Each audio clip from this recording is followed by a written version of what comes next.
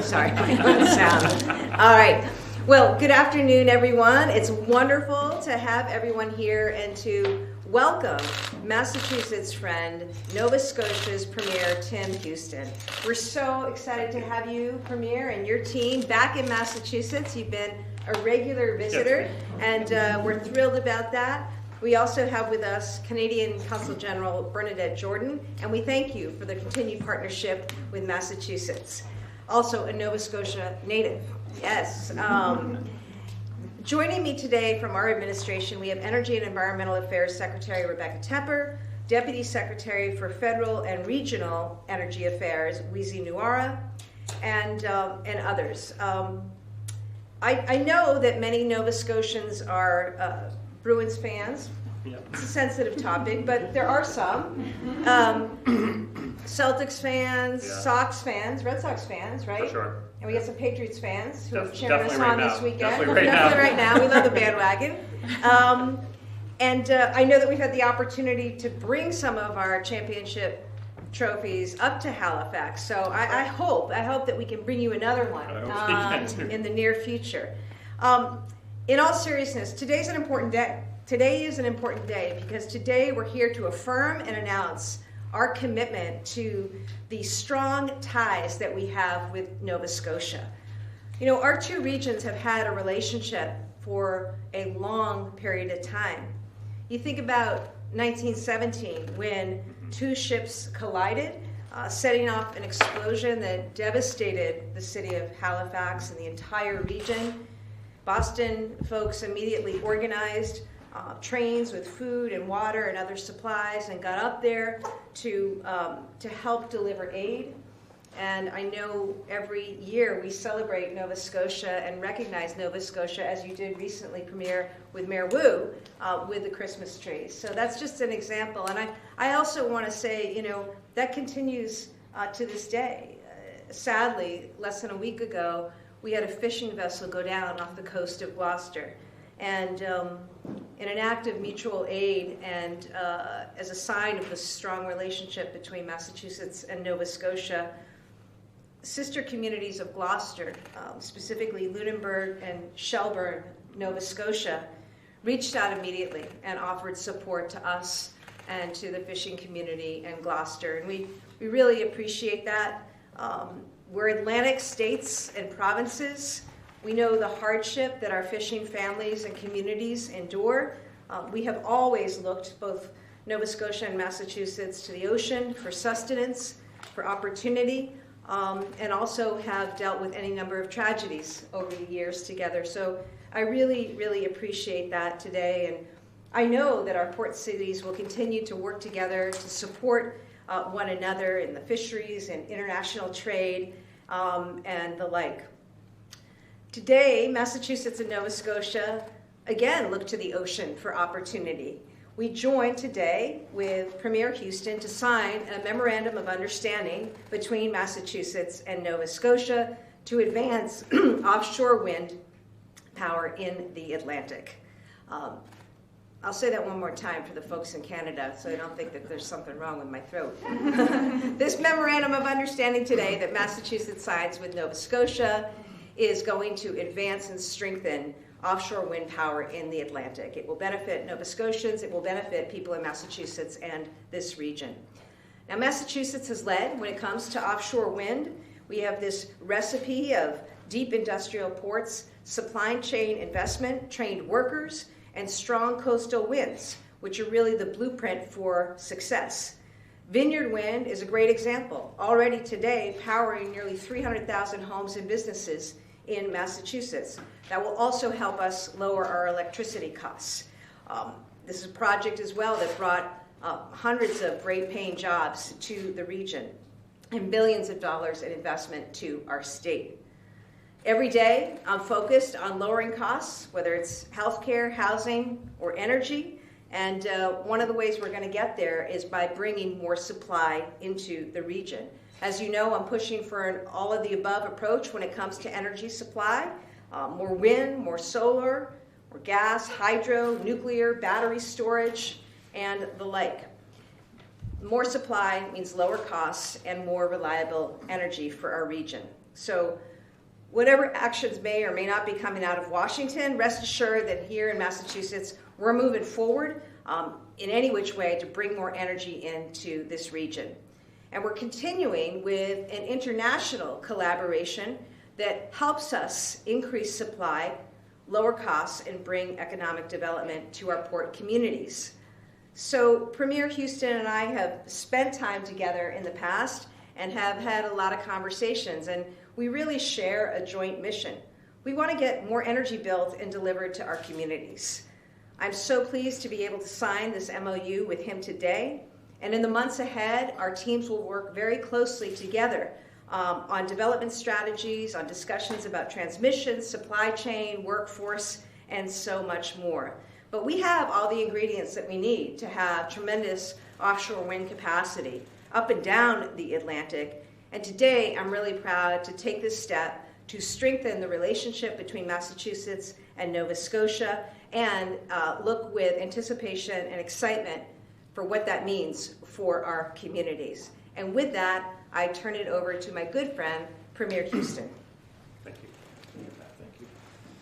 Thank you, Governor. Good afternoon, everyone. And certainly thank you, Secretary and Wheezy and your team. Thank you. It's been a pleasure to work with you. Pleased to be here with our Consul General today and my team to talk about the next step in this incredible relationship that we have between Nova Scotia and Massachusetts and the people of the Boston area. Of course, that relationship does go back generations. The family ties, the commercial ties are pretty significant. We've had a long friendship. And the Halifax explosion, the story of that is a remarkable story of friendship.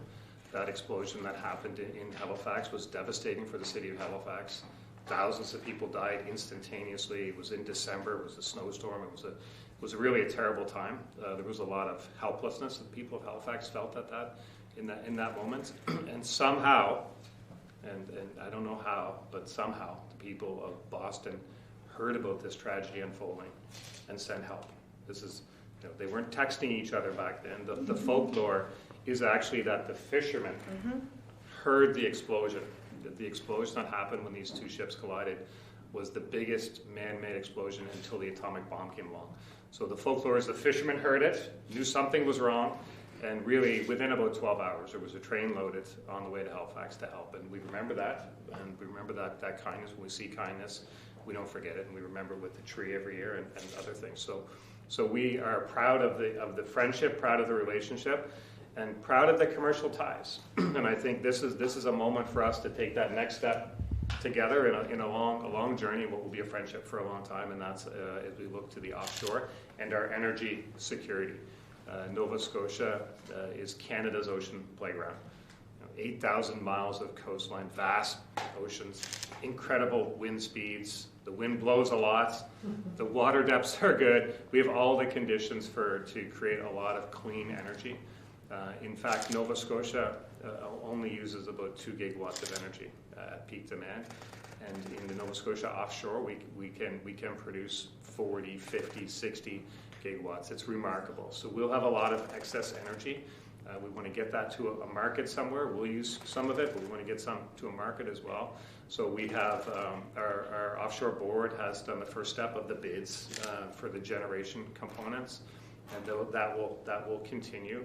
We know we need to look at the transmission opportunities to help get it to market. So there's a lot happening, and we know that the potential in this area is really significant as well, and you have a bit more experience as well. So signing an MOU that says, hey, let's continue to work together, let's learn from each other, let's support each other in ways to make energy more affordable, the supply of energy more secure over the long time.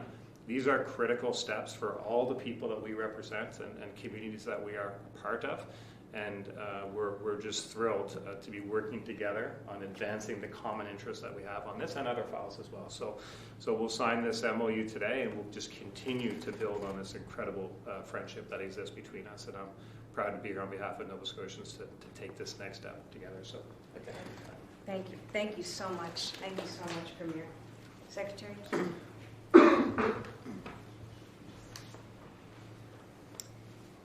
Thank you, Premier. Thank you, Governor. Thanks for everybody coming today. We're great to be here with Nova Scotia and our partner, and to really kickstart our conversation about offshore wind and transmission. I do want to take a moment and thank my team for their work in spearheading this MOU. Deputy Secretary Wizy Namara, who leads our federal and regional energy team. Senior Director Ashley Gagnon. Yeah, there she is. Marilyn Harka, how do you pronounce it? Harkavi. Thank you, Harkavi. I knew I was going to get it wrong. Director of Policy Planning and Analyst for DOER, and Lisa Angler, who is the Deputy Managing Director for Offshore Wind at Mass CEC.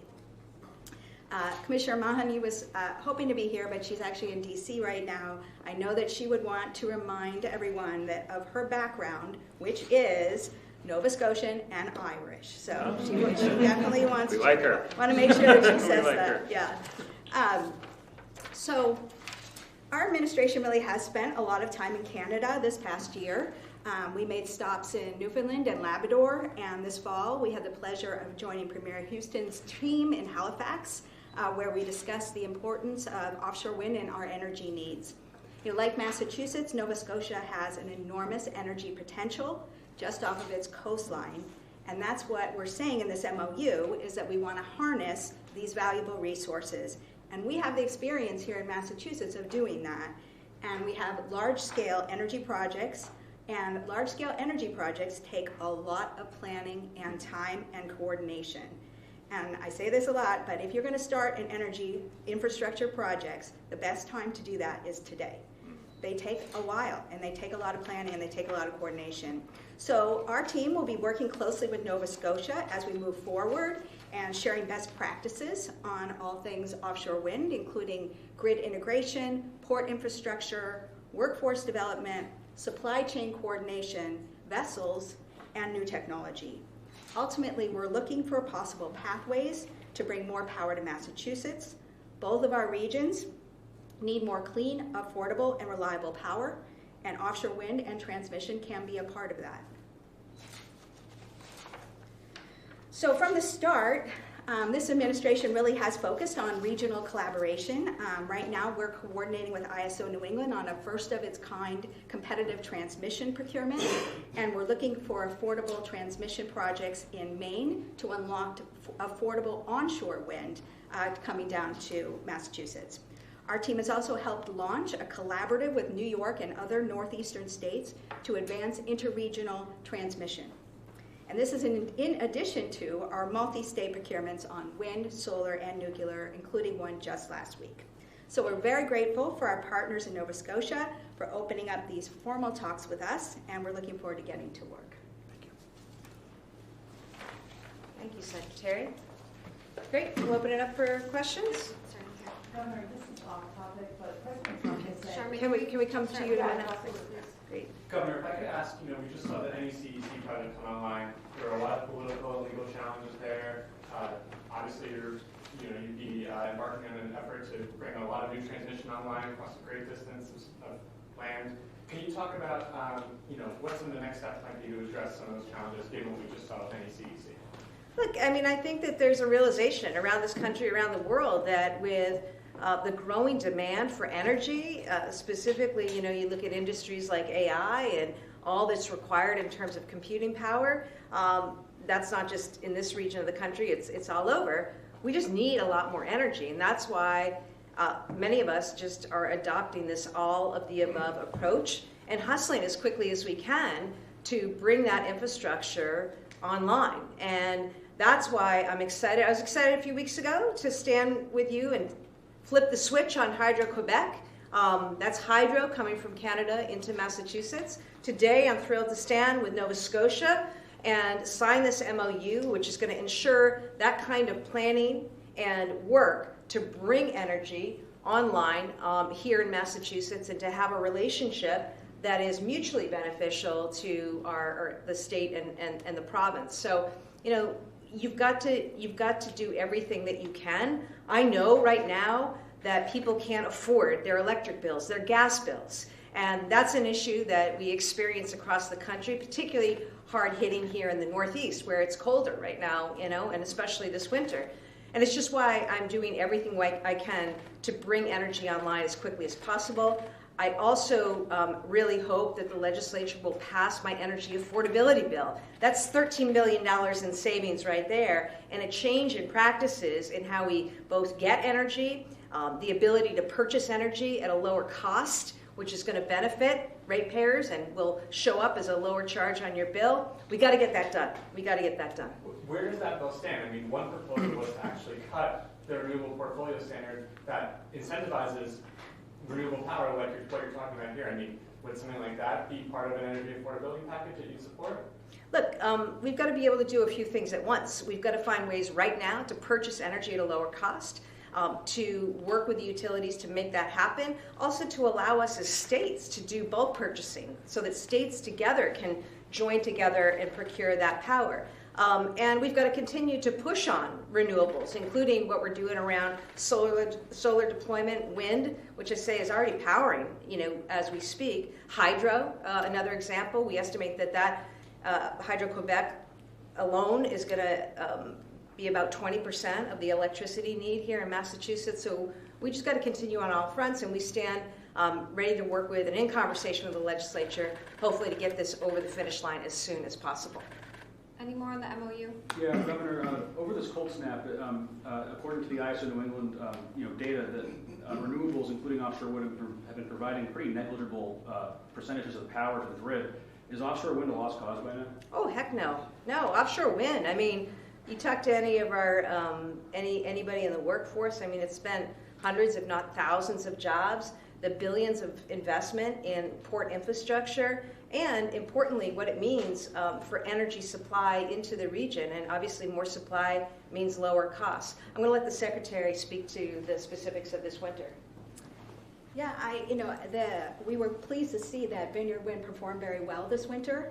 And indeed, if we would have had like 3 more Vineyard Winds, we would have had much lower prices and we would have had better reliability. So again, as the governor says, we're really looking at all possibilities, all infrastructure, so that we can deal with a winter like this with a varied energy resources. Yeah, and I just say, it's interesting, we were having a conversation about Prime Minister Carney and his recent trip to China. I mean, around the world, countries are just moving fast on wind, on battery storage, and they understand that we need energy, and so we're here today to try to do just that. We need all forms of energy, and certainly offshore wind has been a great resource in any number of places. It's not the only resource, right? We're leaning hard into all energy sources, but it's certainly something that is important. Governor, what are some of the tangible next steps that we can expect to come from this MOU in the coming months? Great. Well, I'm going to let the Secretary take it, but basically the charge is get the teams together and figure out what we need to do, learn from work that's already been done in Massachusetts and in Nova Scotia to more quickly bring online what we need to. Some of it's grid modernization, some of it's transmission, how it actually gets executed, but Secretary? Yeah, we're going to have some work groups who are going to work together on each one of the issues that are outlined in the MOU and then report back to both energy secretaries, and we'll think about where to go from there. I might Premier Houston, do you have Sure. anything to add? Yeah, no, just I agree with certainly on the point, and I agree with the governor on all of the above. That's kind of what's necessary. But the technology in wind in general, but certainly the offshore, is changing very fast. It's improving, and we're seeing that around the world in other areas. The battery storage technology, the wind generation technology, these are things that are moving very quickly.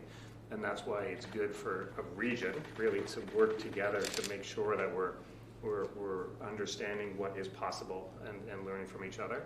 But in terms of the transmission for us, I mean that's certainly we're in Nova Scotia at the end of the line, and we're going to generate a lot of energy, clean energy from our offshore wind, and we need to get it somewhere. So the next step for us is working with our federal government on the kind of the market assessment, the feasibility, where would the cables go, what would the routing be to get it to our customers, which would be in other parts of Canada, but certainly we think in many parts across New England, but we can't do that without talking to customers and talking to the governor and her team to make sure that everybody is on the same page on that. So I think it's the stage that we're at. It's even more critical that we're listening and learning from each other, and that's what this is about.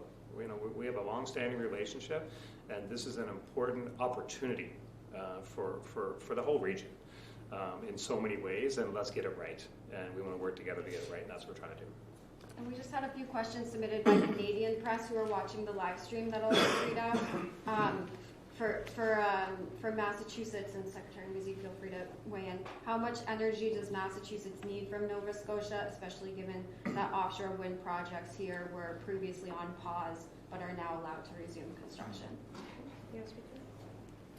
Yeah, we don't have a specific amount that we're thinking about, but that's the point of this MOU, to start really thinking about what would be available, what would we need over a period of time, how long would it take. There's a lot of questions that need to be answered, and that's why we're starting to really talk about them seriously now. Great. And that one was from Taryn Grant at CBC News, and then Mr. Premier from Sky Bryden Blom from Global News. Is Nova Scotia in Wind West talks with other New England states, and if so, where are those conversations at? Sure. Just first off on the demand, I mean, as the governor said, the demand for energy and for electricity is really increasing. Everyone's feeling that. And everyone is looking at their energy security. Where are they going to get the supply that they need from? And this cold snap that we went through, there was parts of Canada, can you imagine this, in 2026 that we're considering like rolling brownouts in Canada in 2026. I mean, the demand for energy is so significant, and we just want to make sure that we're understanding as elected officials, as governments, but also as communities, how is that demand going to be met, and that's what this is about. So certainly, I personally have talked to a number of governors across New England, everybody, premiers as well. Everybody is grappling with energy security. Where's the energy going to come from? So we talk to everyone and anyone about this, and we know that in Nova Scotia, I mentioned that we use 2 gigawatts right now. That's going to go up too. So we're going to have more domestic demand within Nova Scotia, and that's the same as everyone. So we're excited about the opportunity that we have to generate energy and then share it and work with lots of jurisdictions.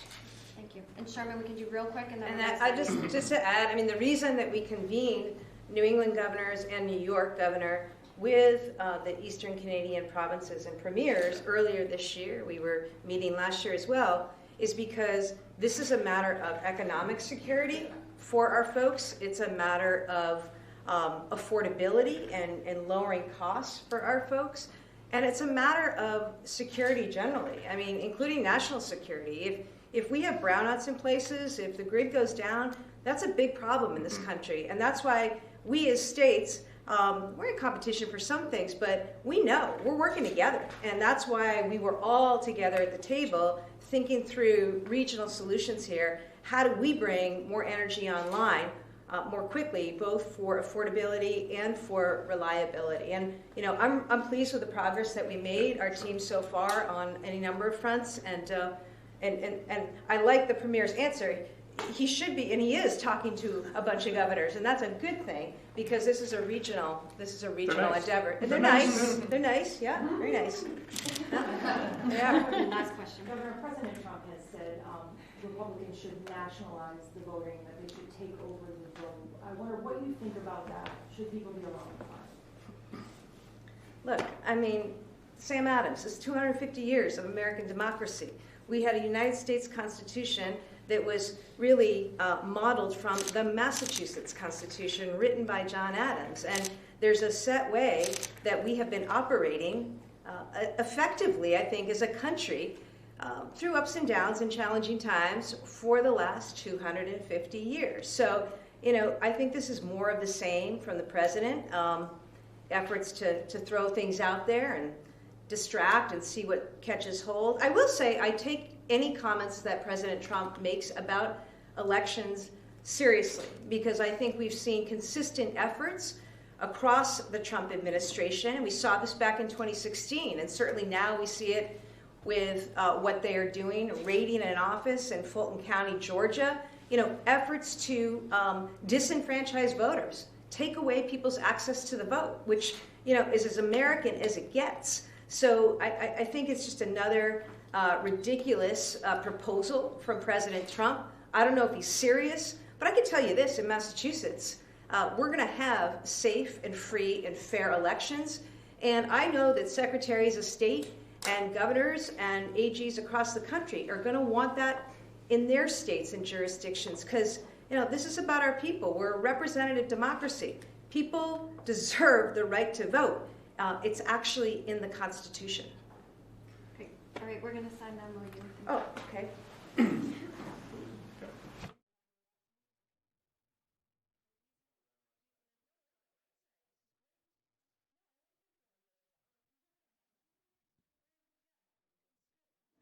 We'll watch. Anyone else? Yeah. Anyone else for the photo?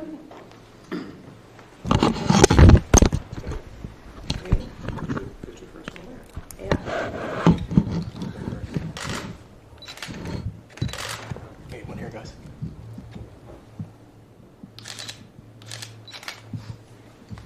You'll have handed. Yeah, Yeah. Show you on this side. I'm an accountant too. There's not many left-handed accountants. Is that right?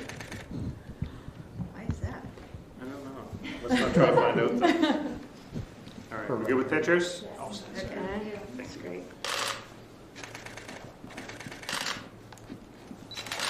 Fantastic. Shall we?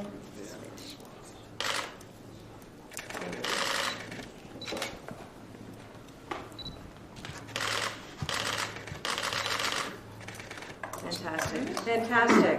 All right. Wait, see. Oh, I have to stand for this. Sorry. You guys trying to get in here? Can we see you guys? Come here. Okay. Sit right there first. Yeah, you're good. Yeah. Count three. 1, 2, 3. One more time. 1, 2, 3. Right here. 1, 2, 3. Perfect. Okay. Awesome. All right, Nova Scotia. All right, thanks, guys. We got a clear press. There you go. For the both men.